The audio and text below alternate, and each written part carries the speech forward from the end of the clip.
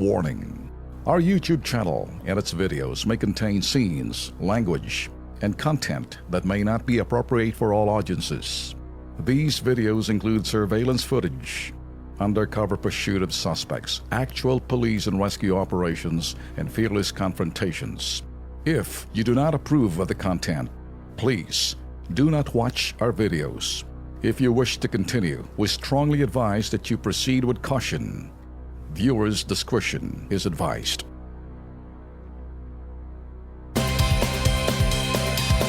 Etong topic ho agad, sasalan ho natin. Ano sa inyong opinion sa ipinato na parusang push-up ni PNP Chief General Ronald Bato de la Rosa sa mga pulis na sangkot sa abduction at robbery extortion sa tatlong Korean national sa Angeles City, Pampanga? Nako, mainit na topic ko to dahil kanina pa ho umiinit ang mga social media networks, mga page tulad doon ng Facebook dito sa ginawa hong pagparusa sa pamamagitan ho ng pagmura.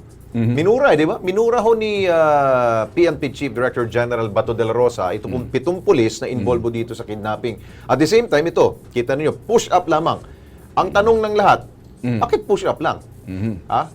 Di ba dapat, Ben, kung nagkasala ka, dapat kinukulong na yan.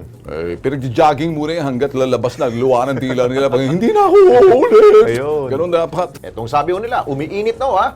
Ronald Dorado, dapat bago pinag-push up, pinaghubad muna sila ng uniforme nila dahil hindi sila karapat dapat maging pulis. Okay Hindi, naman. ano? Si Ruel Halod, hindi pa sapat ang parusahan niya na idol. Dapat yan pinagtanggalin na yan ang pagkapulis at sila dapat ikulong. Yun, tama nga yun. Si Reyes Murillo, pag-uusapan pa ba ang parusa?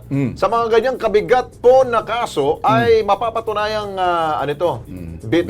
binitray ng mga ito ang tiwala ng publiko at sapat na serbisyo at masampahan ng karampatang kaso. Hindi po negotiable ang ginawa nilang ito. Dapat silang matanggal sa serbisyo. Si Zap Glenix, pag ako ang PNP chief nila, hindi lang push-up ang abutin nila sa akin. Ano? Paglalatiguhin ko sila at ibibitay ko sila na patiwarik. Sinisira nyo ang imahe ng PNP. Kaya tuloy ang mga tao nawawala ng tiwala at respeto sa mga alagad ng batas. Galit to. Galit to. May punto rin siya. Oo nga.